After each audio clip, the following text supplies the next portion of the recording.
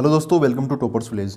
दोस्तों आज हम क्लास 12 मैथ्स का chapter number 1 relations and functions की एक्सरसाइज 1.3 के क्वेश्चंस डिस्कस करेंगे। स्टार्ट करेंगे आज ये एक्सरसाइज।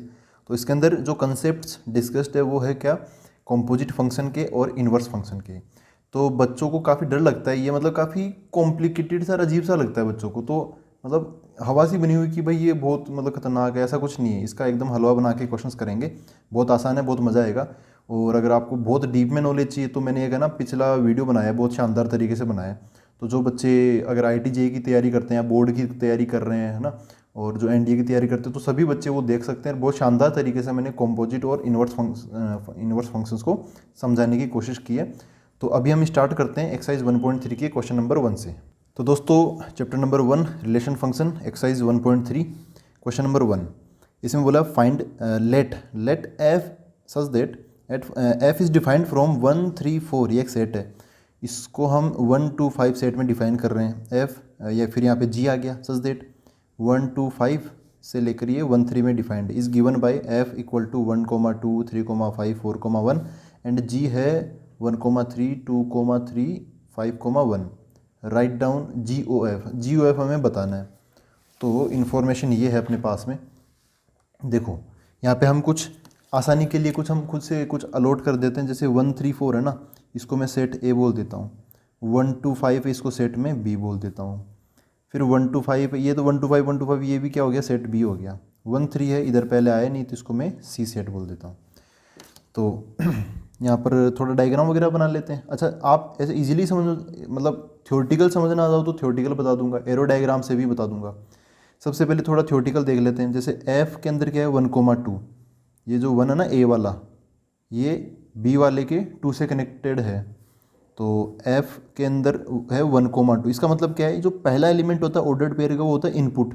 तो एफ के अंदर अगर मैं 1 डालूंगा तो मुझे आंसर क्या मिलेगा, 2। F of 1 equal to 2। फिर एफ ऑफ ये 3 इक्वल टू 5। 4 1 का एफ ऑफ 4 इक्वल टू 1। ऐसे जी के अंदर 1 3 है तो जी ऑफ 1 इक्वल टू 3। 2 3 का जी ऑफ 2 इक्वल टू 3। 5 1 का जी ऑफ 5 इक्वल टू 1। अब हमें क्या चाहिए, हमें चाहिए जी ओ एफ। क्या चाहिए हमें, जी ओ एफ। ठीक है, जी ओ एफ के अंदर देखो कैसे होगा, कैसे काम चलेगा। जैसे एक चीज़ तो ये समझो कि जी ओ एफ का मतलब होता है g O F of x.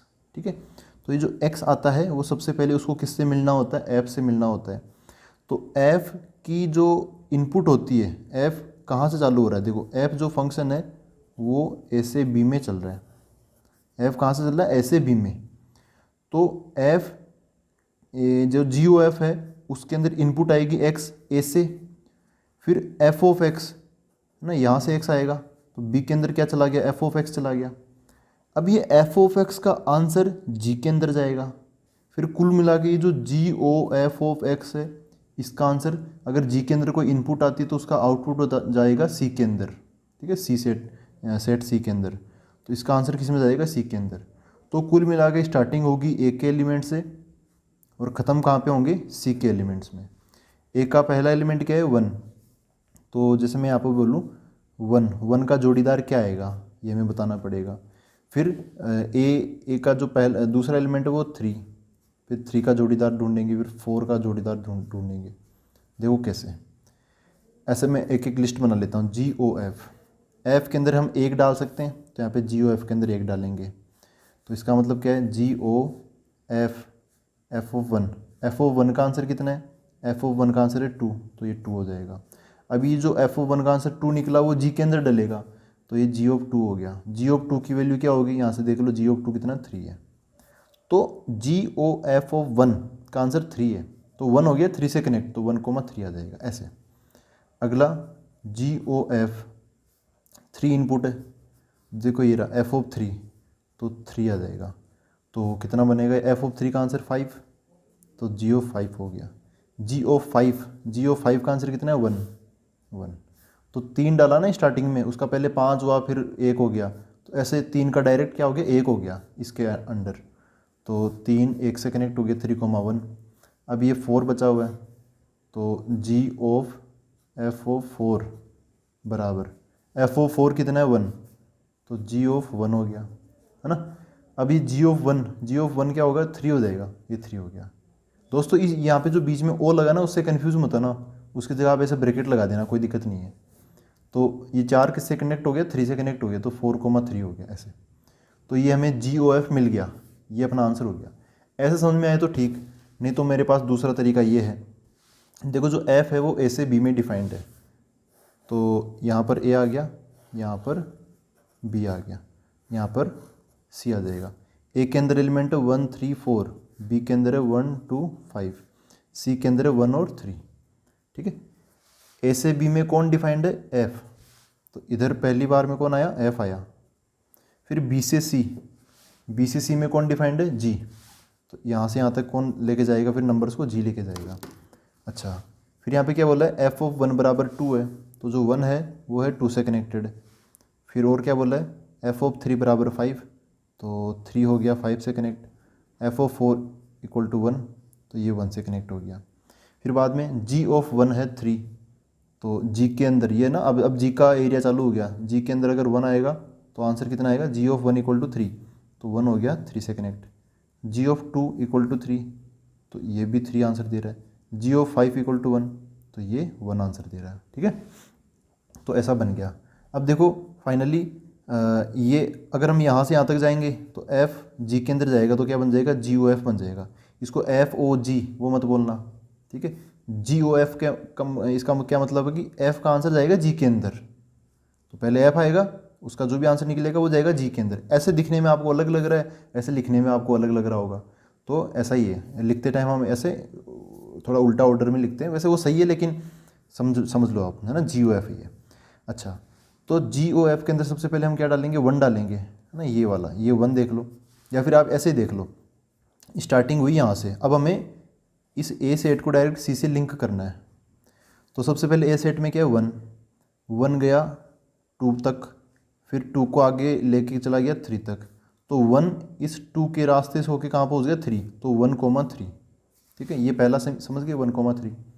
अब 3,1 इसका क्या मतलब है, देखो अगला एलिमेंट क्या है, 3 गया 5 तक, फिर 5 गया 1 तक, तो कैसा हो गया, 3,1 हो गया, तो ये 3,1 आ गया। फिर ये लाते हैं, तो देखो ये ए का लास्ट एलिमेंट है 4 गया 1 के पास में, 1 गया 3 के पास में, तो 4 3, है ना। 1 को भूल जाओ, बीच वाले को भूल जाओ, डायरेक्ट स्टार्टिंग देखो, लास्ट देखो, 4 से क्या मिल गया, हमें 3 मिल गया, तो 4,3। तो यही है अपना आंसर। इसको लाने के 2 तरीके हैं, ऐसे आप थ्योरेटिकली भी कर सकते हो या एरो डायग्राम बना के भी कर सकते हो। अब हम देख लें अगला क्वेश्चन देखते हैं। अब देखो दोस्तों, नेक्स्ट क्वेश्चन नंबर 2 ये है, let F G H be functions from R to R, show that F plus G O H. देखो ये F plus G F into G, इसका क्या मतलब है, ये 11th क्लास में आया था एलजेब्रा ऑफ फंक्शंस में, चैप्टर नंबर 2 में। तो अभी इसको बता देता हूँ वो क्या होता है। फिर बाहर लगा है ओ एच, इधर भी लगा है ओ एच दूसरे पार्ट में भी। इसको ऐसे प्रूव करना है कि एफ ओ एच बन गया, फिर प्लस जी ओ एच बन गया, ठीक है ये, और इसमें भी अलग अलग हो गया, ये हमें प्रूव करना है। तो एक चीज़ तो मैं आपको क्लियर कर दूँ, पहले तो एलजेब्रा बता देता हूँ। देखो कहीं पे अगर ऐसा लिखा हुआ हो, है ना, मैं ये चीज़ थोड़ा अलग से इस क्वेश्चन में जो काम आएगा बेसिक्स वो बता देता हूँ। अगर एफ प्लस जी ऐसा लिखा हुआ है और फिर ऐसे लगा के यहाँ पे ब्रैकेट में एक्स लिखा है, इसका मतलब है F of X plus G of X. समझ गए, नॉर्मल सी बात है। अगर यहाँ पे बीच में माइनस लगा तो यहाँ पर भी क्या आ जाएगा, माइनस आ जाएगा। अगर ऐसे लिखा है एफ इंटू जी, फिर बाहर की तरफ एक्स ऐसे, तो ये एक एक्सप्रेशन है F of X into G of X. इसको लिखने का ये शॉर्टकट तरीका है, एफ इंटू जी। अगर ऐसा आ जाए एफ ऐसे ओब्लिक, फिर जी ब्रैकेट के अंदर, फिर एक्स, या फिर एफ डिवाइड बाई जी, तो उसका मतलब क्या है, वो डिवाइड ही है। एफ ऑफ एक्स बाहर की तरफ एक्स है ब्रैकेट में, divide by G of X, ठीक है। ये मतलब होता है, ये एलजेब्रा है, algebra of functions. 11th class के अंदर आया था ये, जो कि छोटी सी बात थी। अच्छा देखो ओ एच है ना, ओ एच ओ जब आ रहा है ना, इसका मतलब क्या है, कॉम्पोजिट। इसका मतलब क्या है, यहाँ पे हो रही है कॉम्पोजिशन, यहाँ पे ये 12th वाला टॉपिक आ रहा है, कॉम्पोजिट फंक्शन वाला। तो सबसे पहले पहला पार्ट करते हैं। पहले पार्ट में देखो क्या है, पहले पार्ट का मैं LHS ले लेता हूँ। LHS क्या है, F plus G O H, F plus G O H, ठीक है। अब जैसा कि हमने जाना कि ये जैसे कोई फंक्शन है एफ, तो उसको आप एफ बोलो या एफ ऑफ एक्स बोलो, बात तो एक है ना। मतलब मैं समझाने के लिए यहाँ पे इसको एक्स दे देता हूँ, वैसे एक्स आएगा बाय डिफ़ॉल्ट आता ही है। तो क्या बन जाएगा F plus G O H, और यहाँ पे ब्रैकेट में क्या लगा दिया, एक्स लगा दिया ऐसे, ठीक है। अब क्या होगा, अब देखो ओ एच है ना, इसकी अब ओ को तो हटा लो। जैसे मैं बोलता हूँ ना कि भाई कहीं पे अगर ऐसा लिखा हुआ है कि एफ ओ जी, ठीक है, तो इसको आप F O G of X लिख सकते हो, और इसको आप एफ फिर ब्रैकेट के अंदर जी और ब्रैकेट के अंदर एक्स ऐसा लिख सकते हो। तो आप यहाँ से यहाँ तक आ सकते हो, फिर यहाँ से यहाँ ऐसे बारी बारी से भी आ सकते हो, ठीक है। ये कंसेप्ट भी समझ गए, ये कॉम्पोजिट का ये सब इसी क्वेश्चन से रिलेटेड है। तो यही मैं काम करने वाला हूँ। मैं क्या करने वाला हूँ, जैसे ये ओ था, ये ओ था, और इसका फिर यहाँ पे ब्रैकेट बन गया, तो मैं यहाँ पे ब्रैकेट बन दी, ओ है ना ओ, इसकी जगह मैं ब्रैकेट बना दूंगा। तो एफ प्लस जी, ये ब्रैकेट, ये तो ब्रैकेट में है, और ओ, और यहाँ पे जो कुछ भी लिखा हुआ हो वो यहाँ पे ब्रैकेट में आ जाएगा। समझ गए मेरी बात। अब देखो, जब f प्लस जी होता है, इधर x होता है ब्रैकेट में, कुछ भी हो यहाँ पे ब्रैकेट में, तो ये f है ना, इस x के पास चला जाएगा, फिर जो g है वो भी इस x के पास चला जाएगा। वैसे यहाँ पर होगा, अब ये जो f है ना, ये इस h के पास चला जाएगा, h ऑफ x के पास, और ये भी इसके पास चला जाएगा। ये एलजेब्रा ऑफ मैथमेटिक्स यहाँ से काम आई है ये। तो ये क्या बन गया, f के अंदर h ऑफ x प्लस ये g भी चला जाएगा, उसके बाहर घूम बैठ जाएगा, g of h of x, ठीक है। अब देखो एफ ओ जी को हमने क्या लिख दिया, एफ ब्रैकेट में जी ब्रैकेट में एक्स। अब इसको हम वापस भी तो ये लिख सकते हैं ना, F of G of X को हम एफ ओ जी लिख सकते हैं शॉर्टकट के अंदर, फोग। देखो एफ के अंदर एच है फिर एक्स है, तो इसको मैं एफ ओ एच लिख सकता हूँ। फिर ऐसे जी के अंदर एच है, तो इसको मैं जी ओ एच लिख सकता हूँ, ठीक है ना। वापस यहाँ से वहाँ गए थे, वहाँ से वापस यहाँ आ गए। तो ये क्या है, ये आर एच एस है। देखो ध्यान से कहाँ पर आर एच एस, ये रहा F o H plus G O H. देखो F o H plus G O H, समझ गए ऐसे। मतलब नॉर्मल है, काफ़ी आसान चीज़ें हैं ना। तो कई बार हमें लगता है कि यार अब इतनी आसान है, इसको कैसे प्रूव करें, तो कर देते हैं, इसको भी घुमा फिरा देते हैं, और कुछ नहीं है। देखो ये अब इसका एल एच एस आते हैं दूसरे वाले का, इसमें क्या है एफ इंटू जी, ये तो है ब्रैकेट में, ये जो मल्टीप्लाई वाली चीज़ है ना ये ब्रैकेट में, फिर ओ एच है बाहर ओ एच।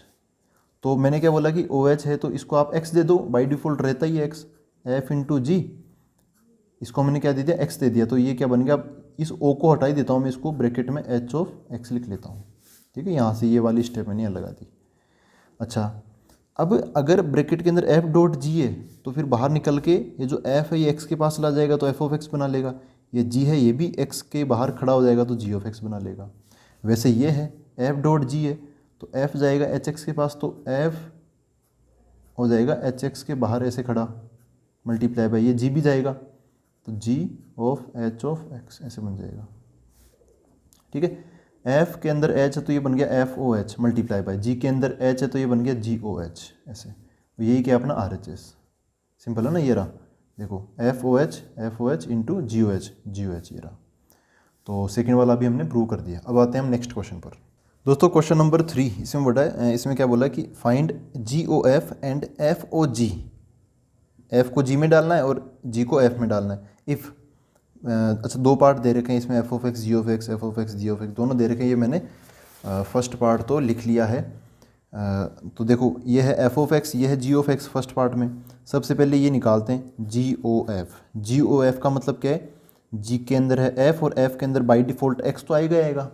आप यहाँ पे एक्स लगा लो, तो एक्स सबसे पहले किससे मिलेगा, एफ से, तो एफ ऑफ एक्स अंदर आएगा आएगा। ये निकालते हैं।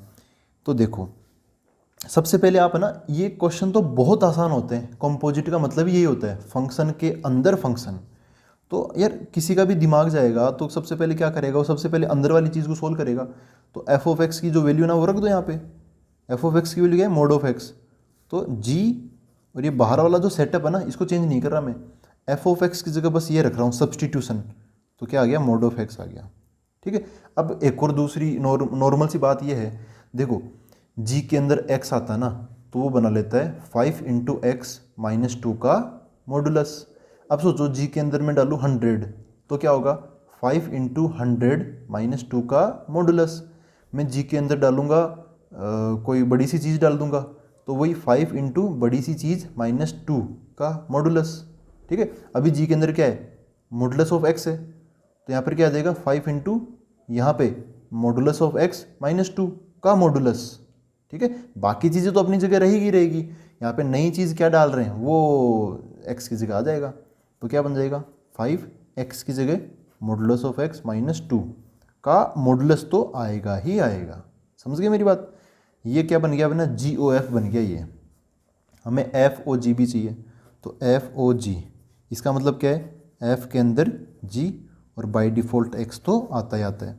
अच्छा GX, अब ऑब्वियसली सबसे पहले अंदर से स्टार्ट करेंगे, तो GX की वैल्यू रखो सबसे पहले, ये GX है ना वो यहाँ पे रखो, तो बाहर किसी को चेंज मत करना, F और ब्रैकेट ये सब रहेंगे। अब GX की जगह मैं ये डाल रहा हूँ क्या, मोड 5x माइनस 2। अभी सिंपल GX है तो सिंपल GX आप यहाँ पे डाल दो, क्या जाएगा मोड ऑफ 5x माइनस 2 ऐसा आ गया। ठीक है, अब देखो दोस्तों ये क्या करेगा, f के अंदर x आ रहा ना, तो इस x का क्या हाल करता है, f उसका मॉडुलस लगा देता है। अगर मैं f के अंदर 100 डालूंगा तो 100 का मॉडुलस, f के अंदर मैं कुछ और बड़ी चीज़ डालूंगा तो बड़ी चीज़ का मॉडुलस। अभी f के अंदर क्या है, ये है, तो इसका मॉडुलस, इसका ऐसे मॉडुलस आ जाएगा 5x माइनस 2। समझ गए? अब देखो मॉडुलस का कोई मतलब नहीं है। जैसे मैं बोलूँ 2 का मॉडुलस तो अंदर वाले का आंसर 2 आएगा, उसका मॉडुलस फिर 2 आएगा। ठीक है, ऐसे मैं बोलूँ -2 के मॉडुलस का मॉडुलस, तो अंदर वाले ने दे दिया था प्लस का आंसर, तो बाहर वाला फिर क्या करेगा, प्लस को प्लस बनाना तो कोई समझदारी वाली बात है नहीं। तो 2 मॉडुलस का कोई मतलब नहीं है, एक मॉडुलस ही बहुत होता है नेगेटिव को पॉजिटिव बनाने के लिए। तो ये 2 मॉडुलस का चक्कर हम हटा के एक मॉडुलस ही लगा देंगे 5x माइनस 2। तो ये तो था गोफ और ये था फोग। अब हम सेकंड पार्ट पर आते हैं। तो सेकंड पार्ट में बोला है f(x) बराबर 8x क्यूब, और जो g(x) है वो बोला क्या है, x की पावर 1/3 ये बोला है। सबसे पहले निकालते हैं गोफ, GOF, इसका मतलब है GOF ऑफ x, यहाँ पे ब्रैकेट में x लगा देता हूँ, और अब इस पूरी चीज़ को o के बाद जो भी लिखा ना उसको ब्रैकेट में डाल देता हूँ, g ब्रैकेट f(x). ठीक है, सबसे पहले f(x) की वैल्यू रखो, f(x) कितना है 8x क्यूब, तो g के अंदर चला गया 8x क्यूब। अच्छा g के अंदर x आता ना, तो x की पावर 1/3 लग जाती है। g के अंदर 100 आएगा ना, तो 100 की पावर 1/3 लग जाएगी। g के अंदर 8x क्यूब आ गया ना, तो 8x क्यूब की पावर 1/3 लग जाएगी। कौन सी बड़ी बात है? ठीक है, ऐसे हमने पता नहीं पहले भी किए होंगे, लेकिन यहाँ पर अब कॉम्पोजिट के नाम से कर रहे हैं तो मतलब डरना नहीं है। अच्छा, ये 1/3 इस पर भी लग जाएगी, इस पर भी, तो 8 की पावर 1/3 अलग, x क्यूब की पावर 1/3 अलग। तो 8 की पावर 1/3 2 होता है ना, 8 क्या होता है 2 का क्यूब, तो 2 8 का फिर वापस हम क्यूब रूट ले रहे हैं तो 2 आ जाएगा। x क्यूब की पावर 1/3, 3 से 3 कट जाएगा, यहाँ पे x बच जाएगा, तो 2x इसका आंसर हो गया। ये था गोफ। अब हम निकाल लेते हैं फोग। फोग मतलब f के अंदर g(x) ऐसे। तो सबसे पहले अंदर वाली चीज़ रखो gx क्या है, x की पावर 1/3, तो f के अंदर आ गया x की पावर 1/3। देखो अब f के अंदर ये बड़ी सी चीज़ जाएगी, f के अंदर x होता है तो उसका हो जाता है 8 × x क्यूब, 100 क्या होगा 8 × 100 का क्यूब, तो f x की पावर 1/3 क्या होगा 8 × x की पावर 1/3 का क्यूब हो जाएगा। ठीक है, तो यहाँ पे जो 8 है 8 आ गया, x की पावर 1/3 का क्यूब, तो ये क्यूब रूट का अगेन क्यूब हो गया तो ये दोनों कट जाएंगे, यहाँ पे क्या आ जाएगा x आ जाएगा। तो समझ रहे हो ना आप, ये फ़र्क होता है। गोफ 2x आया, फोग 8x आया, अलग अलग है, सेम नहीं होते। ऐसा हमने प्रॉपर्टी में देखा भी था, दोनों कॉम्यूटेटिव नहीं होते। मतलब gof is not equal to fog. ऐसे ही इधर भी देखा हमने, गोफ का आंसर ये आया था GOF का, और ऐसे FOG का आंसर ये आया था, दोनों अलग अलग है ना, फ़र्क है ना। तो अब हम देखते हैं अगला क्वेश्चन। देखो दोस्तों, question number 4, if f(x) equal to 4x + 3/6x - 4, x not equal to 2/3, show that f(f) of x, मतलब f को f के अंदर ही डाल रहे हैं, तो f ऑफ x क्या हो गया, x हो गया। ये हमें प्रूव करना है, for all x not equal to 2/3। What is the inverse of f, f का फिर हमें इनवर्स भी बताना, तो ये कॉम्पोजिट फंक्शन और इनवर्स फंक्शन भी बताना है। तो पहली चीज़ तो ये है कि देखो ये f का इनवर्स ये खुद ही हो जाएगा। ये दूसरा क्वेश्चन बोला ना, what is the inverse of f, तो अभी मैं बताऊंगा इन्वर्स की क्या कंडीशन होती है, कैसे क्या इन्वर्स होता है। तो इन्वर्स में क्या होता है कि एफ, जैसे यहाँ पे समझो कि ये दूसरा वाला एफ है ना, ये एफ इन्वर्स है, तो कंडीशन यही होती है एफ इन्वर्स एक्स बराबर एक्स आता है। तो ऐसा अगर आजू बाजू में ये एफ ही आ रहा है तो ये एफ का इन्वर्स है, एफ का, मतलब बात ये है कि ये एफ यहाँ पे खुद का ही इन्वर्स है। और थोड़ा डिटेल में जान लेते हैं इसका आंसर लिखते टाइम। देखो इफ़ एफ ऑफ एक्स ये दे रखा है, शो देट, ये पहली चीज़ ये शो कर देते हैं, है ना, ये शो कर देते हैं। तो यहाँ पे मैं ऐसे लिख देता हूँ, टू प्रूव, क्या प्रूव करना है हमें यहाँ पे, F of X equal to X, ये प्रूव करना है। तो इसका LHS लिखता हूँ मैं, LHS क्या होगा, एफ ऑफ एक्स। इसका मतलब क्या है, एफ के अंदर इस ओ की जगह आप ब्रैकेट लगा दो, एफ ऑफ एक्स, ऐसे हो गया। एफ ऑफ एक्स की वैल्यू क्या है, सबसे पहले अंदर वाले को सोल्व कर लो। ये अंदर वाला कौन है, एफ ऑफ एक्स ये है 4x + 3 अपॉन 6x - 4, ये मैं यहाँ पे वैल्यू डाल देता हूँ। तो ये बन जाएगा F of 4x + 3 upon 6x - 4, ऐसा हो गया, ठीक है। अच्छा अब देखो ये है ना, ये इतनी बड़ी सी जो एक्सप्रेशन है, इसको हमें वापस f में डालना है। अच्छा f के अंदर जैसे x आया तो उसने क्या किया, उस x को 4 से मल्टीप्लाई करके 3 जोड़ के न्यूमरेटर में रख दिया, और उसी x को 6 से मल्टीप्लाई करके 4 घटा के डिनोमिनेटर में रख दिया। अगर मैं यहाँ पे x की जगह 100 डालूंगा तो x की जगह 100 आ जाएगा, है ना, 400 + 3 अपॉन 600 - 5 सॉरी 4। अगर मैं यहाँ पे y डालूंगा तो 4y + 3 अपॉन 6y - 4 हो जाएगा। ऐसे ही मैं x की जगह अगर ये इतनी बड़ी सी चीज़ डालूंगा तो क्या होगा, 4 इंटू बड़ी सी चीज़ प्लस 3 अपॉन 6 इंटू बड़ी सी चीज़ -4। ये तो होता है कॉम्पोजिट फंक्शन, फंक्शन के अंदर फंक्शन, x की जगह नई चीज़ डल जाती है। तो 4 इंटू बड़ी सी चीज़ आ जाएगी, 4 इंटू यहाँ पे बड़ी सी चीज़, मतलब यही आएगी, अभी लिखूंगा, +3 अपॉन 6 इंटू बड़ी सी चीज़ -4, 6 इंटू दिस -4, ठीक है। अब यहाँ पे कौन आएगा, ये नंबर आ जाएगा, ये इनपुट है ना, ये बड़ी सी चीज़ यहाँ पे आ जाएगी। तो क्या बन जाएगा यहाँ पे 4x + 3 अपॉन 6x - 4, यहाँ पर भी 4x + 3 अपॉन 6x - 4, ये आ गया। ये कौन है अपना LHS, है ना, LHS मतलब बोले तो एफ ऑफ एक्स, ये है। तो अब इसको सोल्व करना है, इसको सोल्व करके देखो RHS में कितना छोटा सा प्यारा सा नंबर आ रहा है, x आ रहा है, तो ये प्रूव करना है। तो इसको बस सोल्व करना है। अब सोल्व कैसे करेंगे यार, LCM ले लेते हैं। तो ये जो 6x - 4 है ये 3 से मल्टीप्लाई हो जाएगा, और ये 6x - 4 नीचे 4 से -4 से मल्टीप्लाई हो जाएगा। तो इधर करते हैं इसको, है ना, दिख रहा है। तो ऊपर क्या बनेगा, ये 6x - 4 ये इधर आ जाएगा ऐसे, 6x - 4। और मैं कोशिश करूँगा, कैलकुलेशन है यहाँ पर, तो मैं कोशिश करूँगा कि डायरेक्ट ही हो जाए। जैसे ये 4 है ना, ये पहले इस 4 को मल्टीप्लाई कर लेता हूँ। 4 ऑब्वियसली इसके न्यूमरेटर से मल्टीप्लाई होगा, तो 4 चौक 16, 16x, फिर 4 तिया 12, 12, ठीक है। अब ये 6x - 4 इस 3 से मल्टीप्लाई होगा, तो 6 तिया 18, 18x हो गया, और 3 चौक 12, ये माइनस का 12 हो गया, ठीक है। ये न्यूमरेटर हो गया, न्यूमरेटर में भी डिनोमिनेटर दोनों तैयार हो गए। ये अपना सबसे मेन डिवीजन है, ये वाला।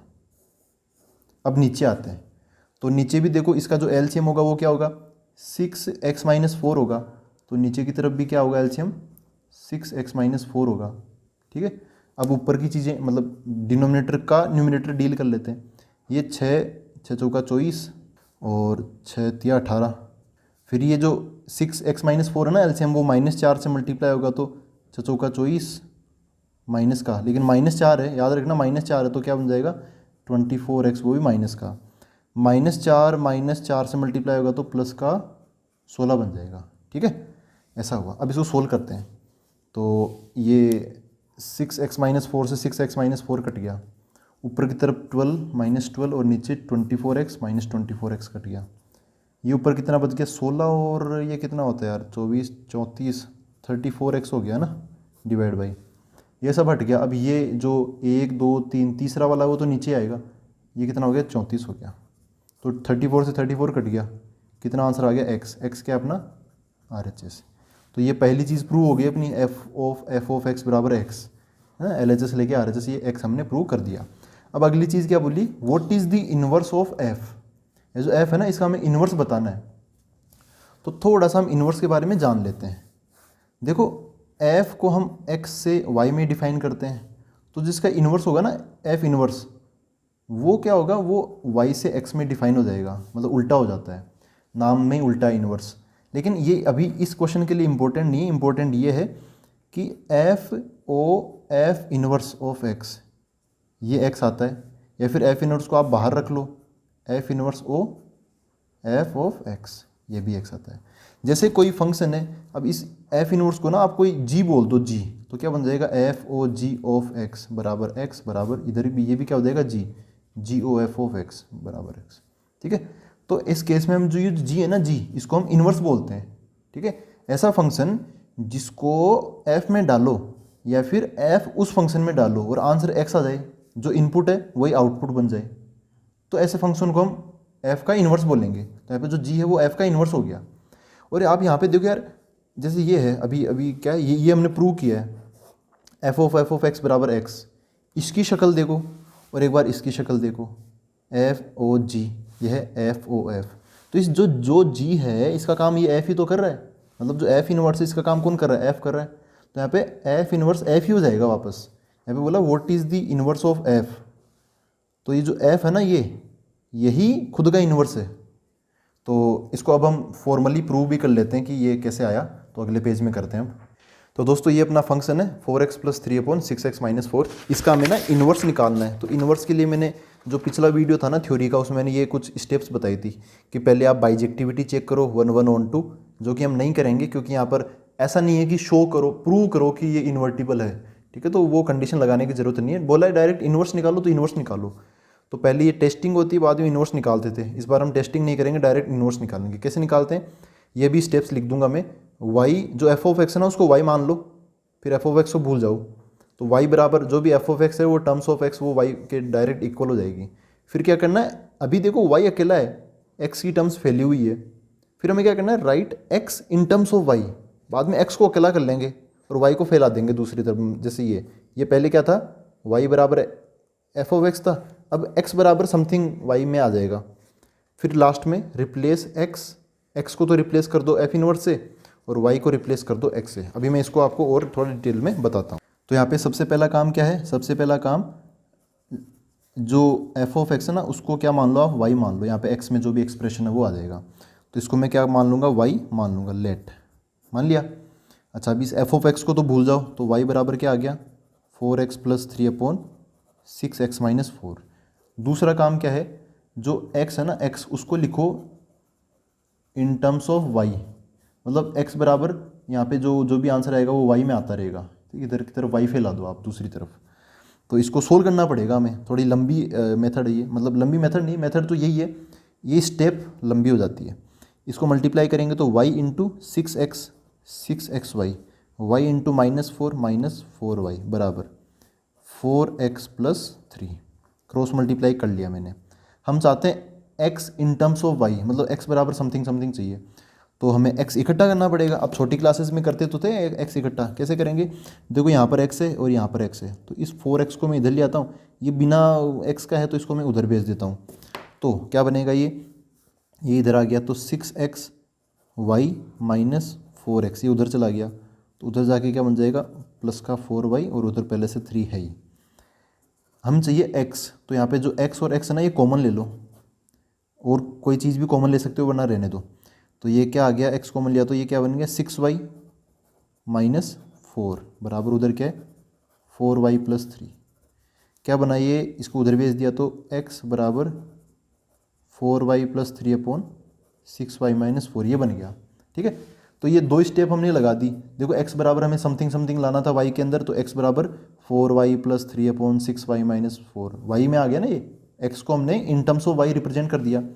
अब तीसरी स्टेप क्या होती है, तीसरी स्टेप ये होती है, जो x है उसको तो हम f इनवर्स x से रिप्लेस कर देते हैं, और जो y है उसको हम x से कर देंगे। अगर इसमें कन्फ्यूजन होता तो एक बार सीधा सीधा करो, जैसे आप इतना लिख देते हो ना। अब क्या करेंगे, कुछ नहीं करेंगे, अब यहाँ पे बस फाइनली इसको इन्वर्स में लिखने का तरीका आ जाएगा। तो जो अकेला है x, यहाँ पे फंक्शन आता है, फंक्शन क्या आ जाएगा, इन्वर्स आ जाएगा, f इनवर्स x बराबर। अब f इनवर्स x है ना, तो इधर इसकी इनपुट x है, तो ये जो RHS है ये भी x में होना चाहिए। तो यहाँ पे क्या लिखा हुआ y की जगह हम क्या लिख देंगे, x लिख देंगे, तो क्या बन जाएगा 4 यहाँ और यहाँ x आ जाएगा, 4x + 3/6x - 4 ये हो गया। ठीक है, तो वही काम है, x को f इनवर्स से रिप्लेस कर दो और y को x से रिप्लेस कर दो तो हमें ये मिल जाएगा। और यही क्या हो गया, f का इनवर्स हो गया। अब ध्यान से देखो यार, यही तो f ऑफ x था, कहाँ गया, 4x + 3/6x - 4, 4x + 3/6x - 4। यही मैं स्टार्टिंग से बोल रहा था कि f इनवर्स और f दोनों सेम ही होंगे।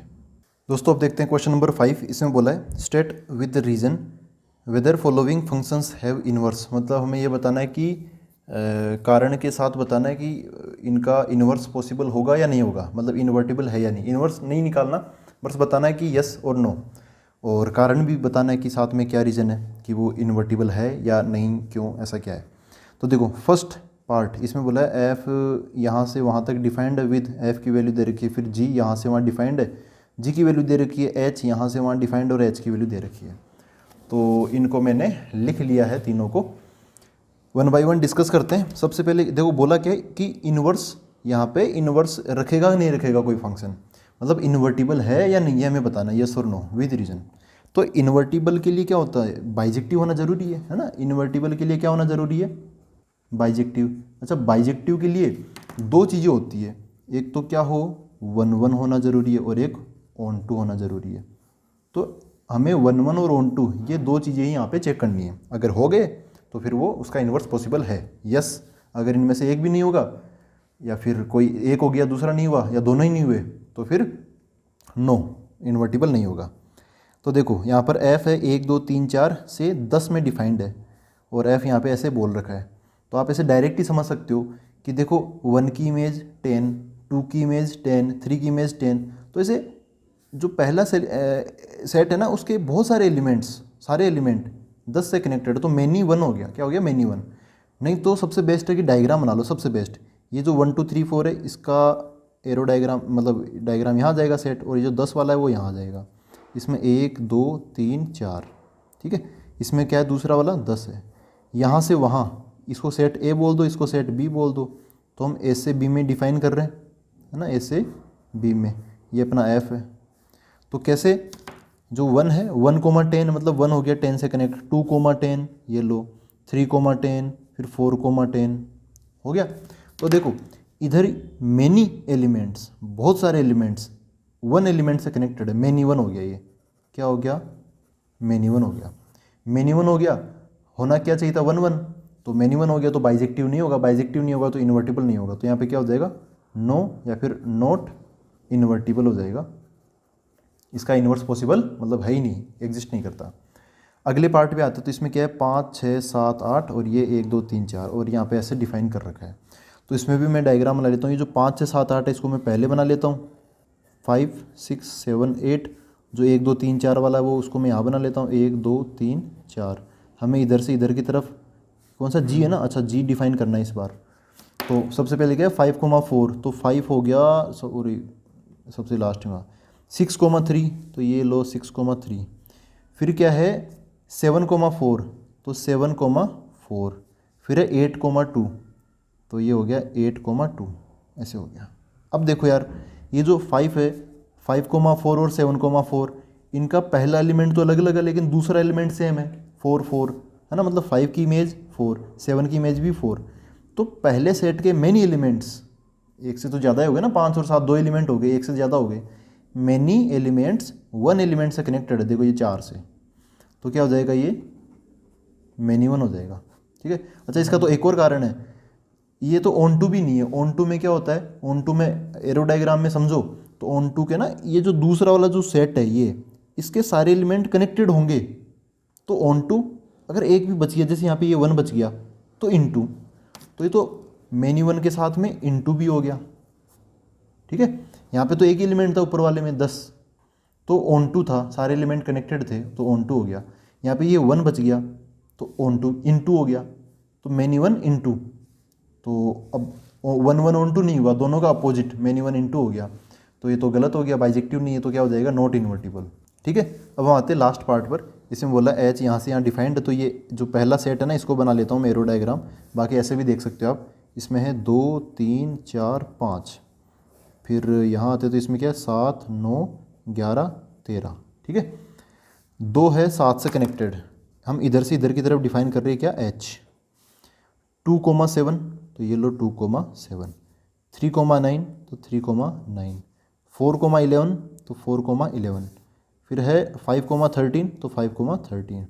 देखो दोस्तों ये 1 भी है कि नहीं, 1 कैसे है, इधर का 1 एलिमेंट इधर के 1 एलिमेंट से ही कनेक्टेड है, इधर के मेनी एलिमेंट्स इधर के 1 एलिमेंट से कनेक्टेड नहीं है, 1 है, ठीक है। साथ ही साथ ये ऑन टू भी है।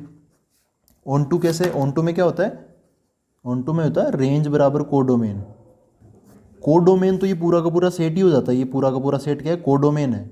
रेंज में वो लोग आते हैं जो कनेक्टेड है, तो कनेक्टेड तो सब लोग हैं, तो सब लोग कनेक्टेड है तो क्या हो जाएगा, ये ऑन टू हो जाएगा, ठीक है। जैसा मैंने उधर बोला था, उसमें रेंज में क्या था 2 3 4, बस ये 3 लोग ही कनेक्टेड थे ना, तो रेंज में 2 3 4 आया, कोडोमेन सारा है।